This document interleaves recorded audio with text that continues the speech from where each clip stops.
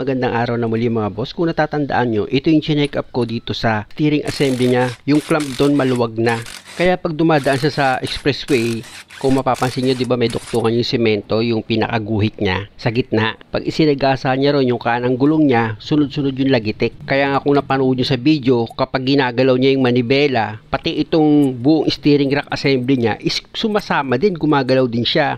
At ang napansin ko ron is yung bushing niya dito sa steering clamp. Manipis na kaya hindi niya na kayang ipitin itong steering rack. Kaya papalitan ko yan ng steering clamp bushing. At dahil nakaharang itong hose ng power steering niya, nakaklamp yan, gagamit ka dyan ng number 10 na socket wrench. Tanggalin mo yung pagkakaklamp dyan para itong mga hose dito sa power steering is mahawi mo at mailagay mo itong tools na gagamitin mo patanggal dito sa steering rack clamp. Gumamit ako dyan mga boss ng socket wrench na number 19. Kung makikita nyo mga boss, diba? Medyo masikip yung position ko. Actually, dapat talaga may special tools ka dyan. Pero kung tsatsagain mo, matatanggal mo yan. Kahit gamit ka lang ng mga ordinaryong tools, medyo didiskartehan mo lang. Dahil nga sa naluwagan ko na itong bolt, natanggal ko na yan. Ayan na oh. Tapos dito naman sa kabilang side, ito namang isang bolt pa. Ayan, yung nilalagyan ko ng socket wrench na number 19. Mabuti na nga lang mga boss, itong impact wrench ko is kasya. Kaya lang dito lang yan sa harapan. Kasi meron pa yan dalawa sa likuran nitong steering rack.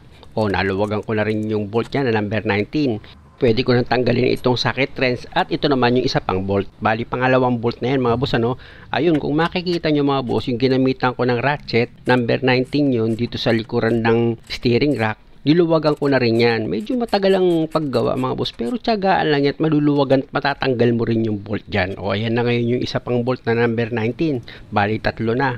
Ito na ngayon yung pang-apat. Ayan medyo talagang masikip dyan. Kasi medyo matigas din yung bolt eh. Pero number 19 na box wrench naman ang ginamit ko dyan. Mas maganda sana kung medyo mataas yung box wrench na gagamitin nyo. Para mas madali nyo siyang maluwagan. At ito na yung pang-apat na bolt mga boss. At dahil natanggal ko na yung apat na bolt mga boss, gamit ka ng ball hammer mo kahit anong bagay na pwede mong pantulak dito sa clamp na umiipit dito sa bushing niya. Ayan, naitulak ko na mga boss ano. Ayan yung clamp dito sa steering rack mo. Ayan yung pinapakita ko.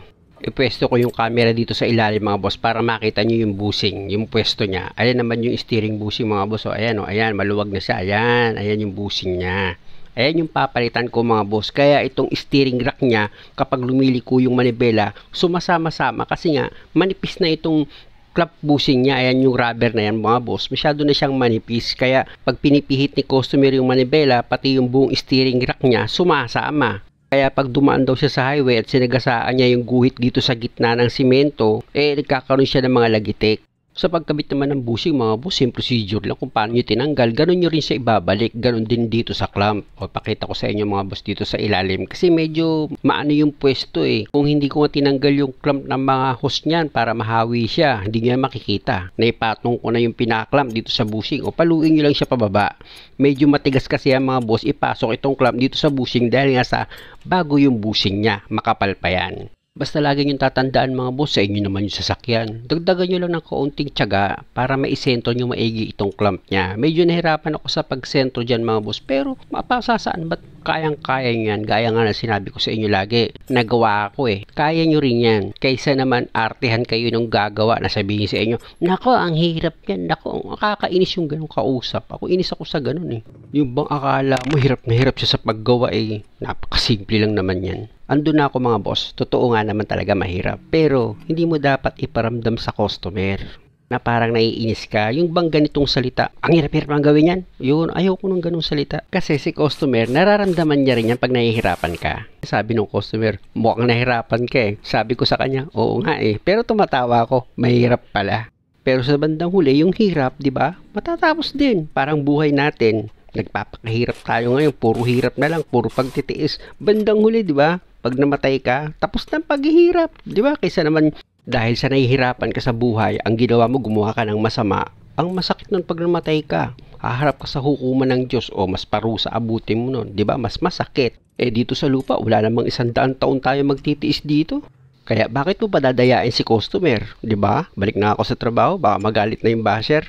O, pag nailagay mo na yung mga bolt, mga boss, di ba? Same procedure lang naman. O, higpitan mo na. Basta sigurado yung trabaho, walang problema. Approve kay customer yan. O ito, puzzle oh. Hindi ko alam kung paano ko bubuuhin to eh. Paano na ba to?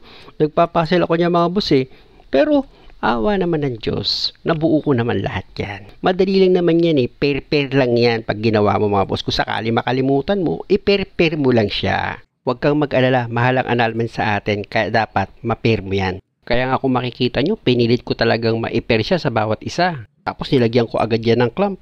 Tsaka ako ngayon nilagyan ng bolt para siguradong hindi na sila maghiwalay. Alam nyo mga boss, itong ginagawa ko, basic lang yan. Kaya nga kinakantsawan ako ng mga mekanikong basher. Mag-overhaul ka naman. Sino matututo? Ikaw? Tapos saan mo gagamitin sa kalokohan mo? Hindi na toy. Sabihin mo nang hindi ako marunong. Meron naman na akong napatunayan Dahil nga sa wala ka ng maisahan dahil natuto na yung customer, hawak mo lang cellphone mo, binabas mo ko. Dahil naikabit ko na yung mga clamp, mga boss, nakita nyo naman, chinek up ko pa yan kung kompleto. Dahil kompleto siya, pwede ko na ngayong ilagay itong gulong. Siyempre naman, sa paglagay ng gulong mga boss, siguraduhin yung maayos yung pagkakahigpit dahil mag-road test na kami ni customer. Aba, sa highway pa kami nag-road test. Grabe si customer. Talagang gusto niyang patunayan yung gawa ko kung okay na. Dahil nga daw, dito mismo sa expressway na ito, lumalabas yung lagitik niya kapag dumadaan siya. Kaya dito kami nag-road test. Talagang ang gusto ni customer, perfect na trabaho Wala naman ako magagawa. Awa naman ng Diyos, naging okay naman yung pagkakagawa ko mga boss. Nawala yung naririnig niyan lumalagitik dito sa kanang gulong. Tandaan nyo mga boss, kung ako man ay nakakagawa, hindi dahil sa aking sarili, kundi sa Diyos na tumutulong sa akin. Kaya salamat sa Diyos. Muli mga boss, sana nakakuha kayo ng idea at kung maaari lang naman, huwag nyo sanang kalimutang mag-subscribe sa channel ko. Maraming salamat. We are here.